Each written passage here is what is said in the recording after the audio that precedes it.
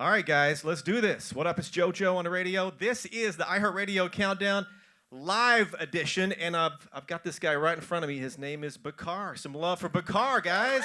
Yeah. Hey. Thank you for having me. Thank you for having me. All right, BAKAR, you're from London, obviously. Do you still call London home? Yeah, I still live there. Yeah, London is home. You haven't got the bug to move to New York or LA or anything like that? I've had little moments. Yeah, I have had moments where I'm like, oh, I could, and Right. you know what I mean. But I think ultimately, home is home for me. But like, never say never. You never know. London is so special, man. I've been there once, and it's just. And look, truth be told, and we were chatting off air about this a second ago. I am obsessed with British culture, with the British accent. Obviously, I even took a 23andMe test, and I'm basically 80% British. Wow. It sounds I don't have the accent.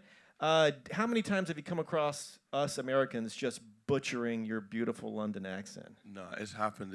But we like your accent though. Like we come in and like, you know, emulate some of you lot stuff sometimes. Give me a US or an LA. Give me an accent. I'm not so good myself. I'm not gonna do one right now. But but you know, like I have loads of friends from New York, and I love how they talk. Like it's so quick and the slang is so crazy that I love it. I'm still trying to wrap my head around the fact that you say I have an accent.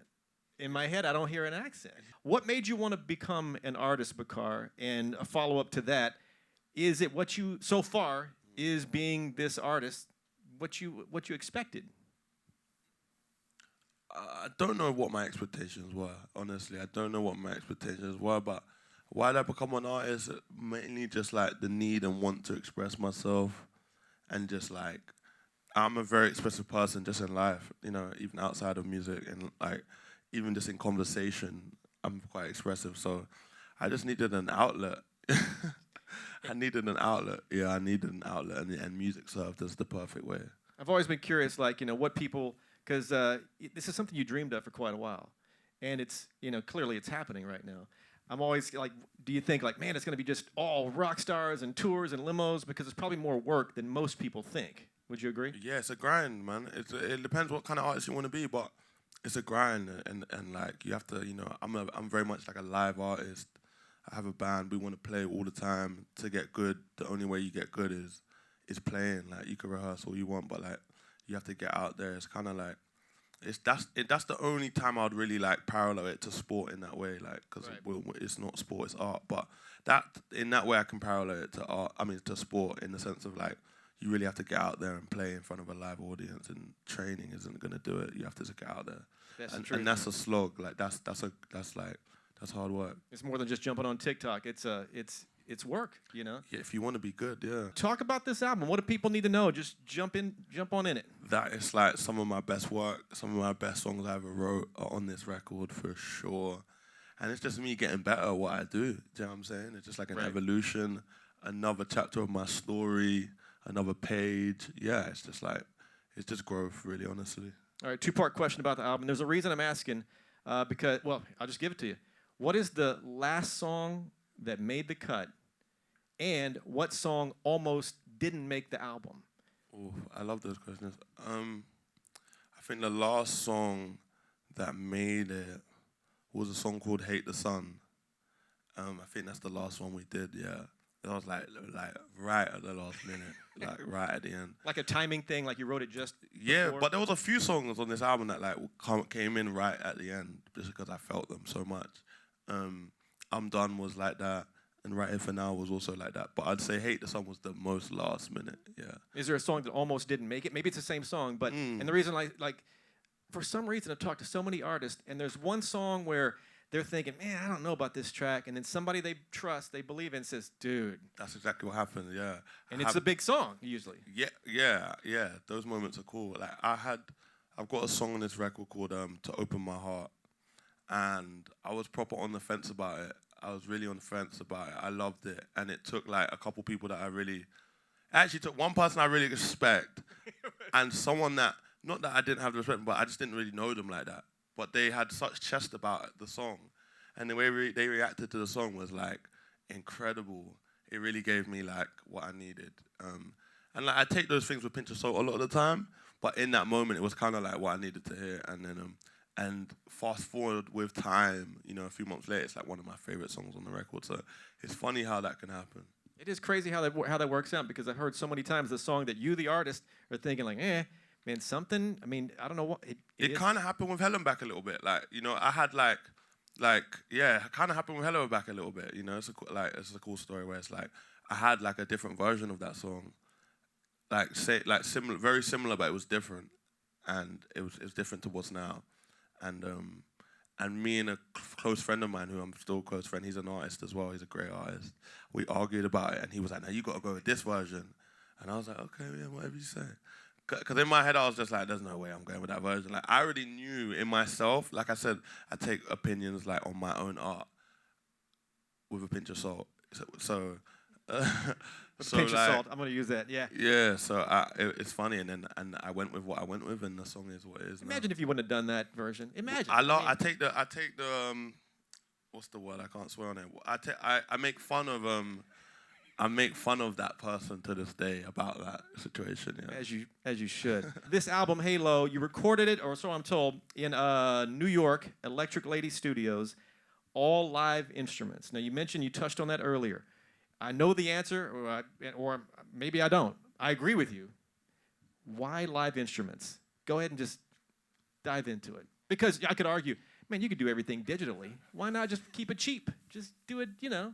Yeah, you can. I mean, like I said, I play with a band, so that helps when things are live, you know, because I do like subconsciously think about how I'm gonna play songs when I'm working, and also just like it was really like a go back to the essence of what we do. Like we started off like really light with a lot of live instruments, and then we kind of like went away from it a little bit, and so.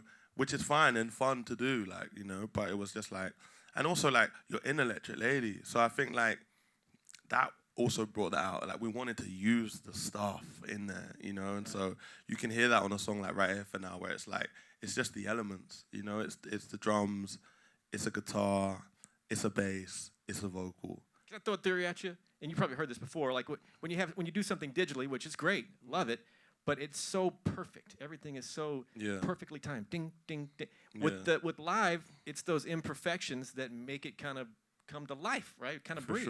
For sure. But by the way, like we're looking for that digitally too, though. Okay, like, I just screwed that up. No. But like you are right. No, you are right in essence of what you're saying. Like you are completely right, and like I think doing things live naturally allows for human input, like mistakes, which are great. You know what I mean? But like you can also do that digitally, and like there's some great artists that are doing that, like you know, like that are finding their imperfections outside of like of an analog world, which is cool. Anybody who loves the digital scene, just forget I said that last 30 seconds there. Okay, BAKAR, what is the craziest, most unusual place you've been asked for a pic? I mean, I'm sure you've. Probably in the fans bathroom. love you. Probably in the bathroom. Give me one of those stories. Yeah. Just like in the bathroom, where it's like a tough one, isn't it? Because like it's like someone's like, yo, are you so and so? Yo, you made what to what? And then like, yo, I can take a photo. Like, and then you're like, I think it's happened to me more than once too. Honestly, I think it's happened to me a few times, and I think 1 or 2 times I've taken a photo, and 1 or 2 times I've said no. You would think it would be like kind of a rule. Don't ask for pics in the bathroom. But I guess I've heard it so many times. Maybe you're just trapped, and you gotta go for it. Shoot your shot, right? You gotta shoot your shot, exactly. So I'm never mad at it. Just be prepared for me to say yes or no. But like, I'm never mad at it. I might do that if I had one chance and like one of my heroes was in the bathroom. And I just saw him. I might ask. I don't know. Who is one of your heroes? I have so many, but like I don't know. Like say for instance, like I walked into the toilet and Frank Ocean was in the bathroom.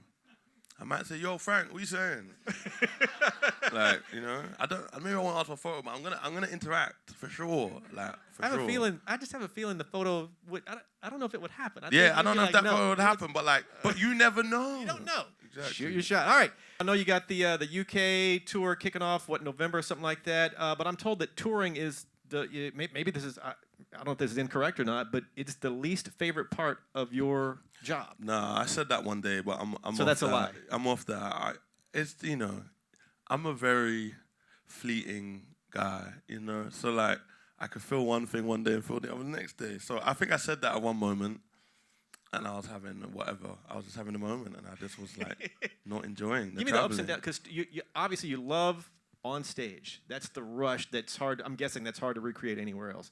But the travel around it, man, it's a lot, right? I would assume, right? Yeah, it's not ideal. It's not ideal, but like I said before, like to get to that moment of what you're saying off stage, if you have to go through some obstacles, it might not be the worst thing. Maybe it makes it more worth it. Maybe that's what, like, you know, maybe that slug on that and that, like, kind of traveling and stuff that doing. Do you need to have sacrifice in this life? You know, so if that's the sacrifice to get to the gold or whatever, you know, to the end of the rainbow, then that's what it is, man. Looking forward to this tour? Oh yeah, I am. I genuinely am, man. Like mainly from the perspective of new songs, you know, new songs to play. That's really exciting. That's like really exciting. Yeah. What's going to be a rush is when you, at least I would think this would be my reaction, to see someone reciting every lyric you wrote in a country that you've never been to. You've never met these people, yet they know every word. And especially those countries where they don't speak the same language. That's got to be just an extra rush on top of it. Describe that feeling, if you don't mind. Yeah. It's a feeling that you don't get used to. It's a feeling that I wish everyone could experience. Because it's just magical. And like, I've never want to get too like used to that and too comfortable with that, because it's just like, it's really magic. Yeah, and you hear people talk about it, you know, and it really is, man. It's actually hard to put into words. Like, I'm just struggling to articulate it, because it really is just something you have to feel for yourself. I can only imagine. What is your favorite, impossible question, I know, favorite lyric you've ever written? Whether on a previous, you know, album, mixtape, or the upcoming album, or the new album, you know? What lyric are you most proud of? That's tough. Ding, that's ding, really, ding, ding. Yeah, that's really, really, really, really tough.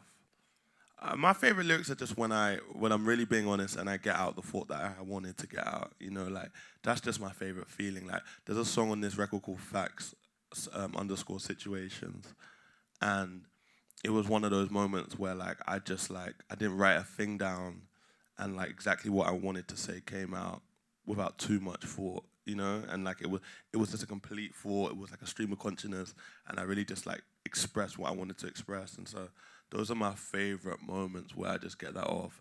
I wish I could get more specific with you, but it's been a long day. But but like there's some cool stuff though. Like you lot listen to it, and there's some cool words on this record for sure. Hell and Back, dude. This song, yeah, love for BAKAR and Hell and Back. This is what a massive song. Yeah, and maybe. Yeah, monster. Beast. Could you know, you love every song you put out, otherwise you wouldn't put it out, I would have to assume, but could you tell that something was like, this one was going to really next level? It felt good. I definitely like didn't know what the scale would be. I knew it would do well, for sure. I knew that for sure, like, just because like of the reaction to the people around me, because you know, like it was a sample, and so I actually had I had like a couple months before, from the making of it to it coming out.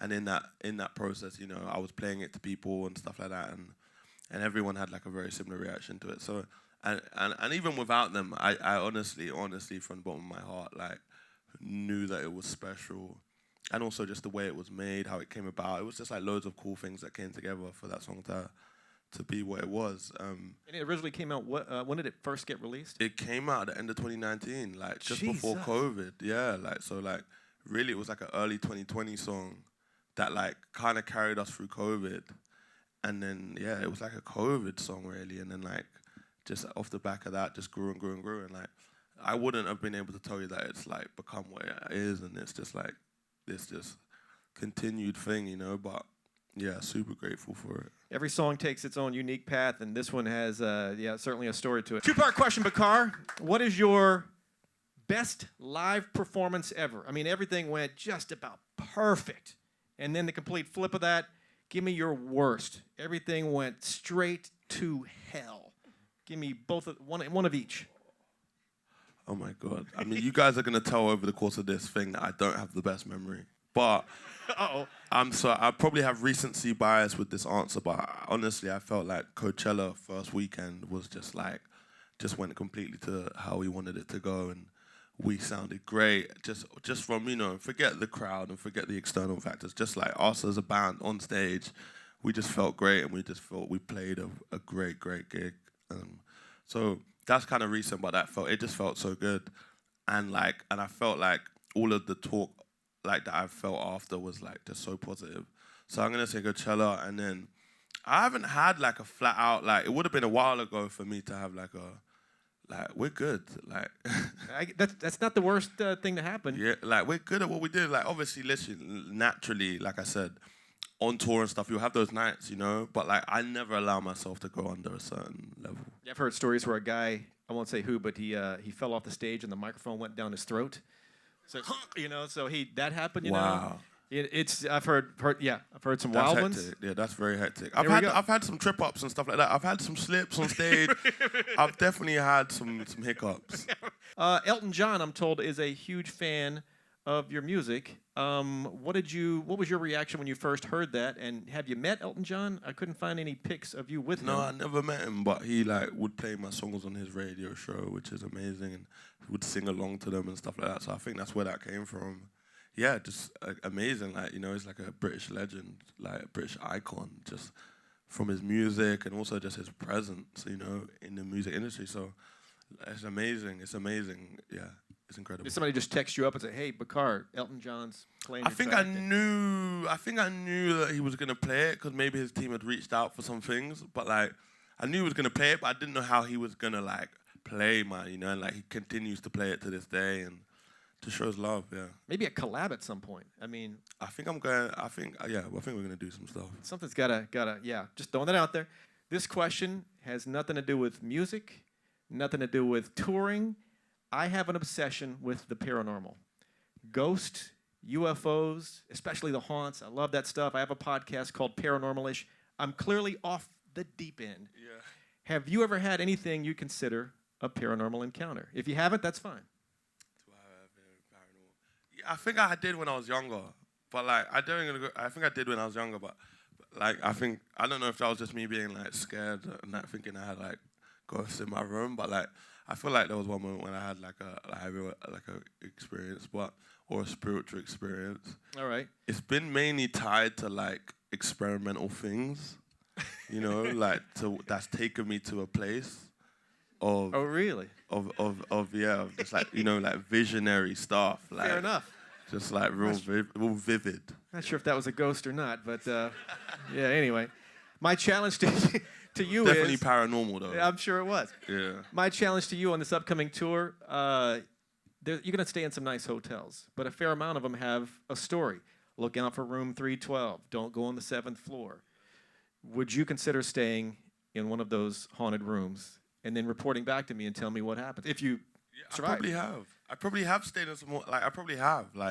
It's not glamorous. There's no real glamorous way to do that stuff. So it's just you're gonna end up at a hotel that's and it might a motel kind of vibe, whatever it may be. But there's some spooky settings on the road. Yeah. All right. If you have a story, next time I see you, I'll be waiting for the update. I got you. All right. I've read this about you, and oh my God, I have to ask him about this. True or false? Your first concert ever was Michael Jackson?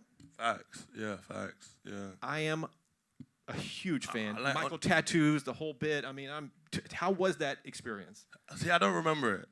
God, come on! But I've got it on tape and I've got photos. It was one of those ones where I kind of got told that it was my first show that I ever went to because I don't really remember it. But I don't remember it. But I see photos and stuff, and I do remember when I was younger, just always having Michael DVDs in my house of live performances of him and stuff. And my family in general, not even just my family in general, just big Michael fans. So yeah. I do a lot of work with a charity called Heal LA, which is Prince Jackson's charity, Michael's son. Yeah. One of these days, if you're a huge fan, you guys should connect up and maybe do something together. Make it happen, man. I will connect you guys. It's so surreal to walk into that they call it Havenhurst, where they grew up at, the Jackson 5 and all that, you know. It's just wild to walk in. So yeah, let me work on that. BAKAR, this new album, Halo, of course it's out. Hell and Back's been killing. Is it nervous? Do you get nervous to release new music? I mean, I've been told it's sort of like, you know, setting your kid loose into the world. I mean, I don't know if that's a fair, you know, description of that, but what is it like? It's so many things, you know. It's so many things, but ultimately I get excited. I get excited more than anything. There's also just like a relief there. Right. That's like, because you know, we will have most of the time finished the record a few months before it came out, and have been working on it for a little while. So a lot of the time it's relief to like that you got, you know, like a lot of the time it's like half of the job is like getting to that point where it can come out, you know. True. So like it's really a great relief that Kind of almost sick of it. Time you're like, oh, freaking just get it. Yeah, out. like I mean, you can go through those moments, but like ultimately, like arriving at a point of just like, yeah, just being like super gassed that like this thing you've been working on, finally people are gonna hear it, and being interested at its perspectives. I always think, you know, I'm never gonna put something out that I don't think is great. Right. That me personally, like in my heart of heart, I think is great. And so I like seeing, it's almost like in its own way, and it should, I don't know, and it's almost like in its own way like a bit of a social, bit of an experiment sometimes, you know, like just to prod certain things and see what comes back out and stuff like that. So yeah, I like doing that on records and just challenging my audience and seeing what they think about those challenges. What's been your family and friends' reaction to the they album? Love it. Like my friends love it. Like my friends, they're all in, you know. And like I think even my friends that don't necessarily like listen to the kind of music I make or listen to my music all the time, it's like I think there's just like an understanding of like me knowing what I'm doing. But like everyone's been great with it. Yeah. BAKAR, message to your fans, new fans, you know, fans have been with you for a minute. What is your message to them? Stay open-minded when listening to my music. That's like one of the most important things. What does that mean? There's something more, there's something behind that. It's just to be an open book and like I said, be open. You know, I like to try new things.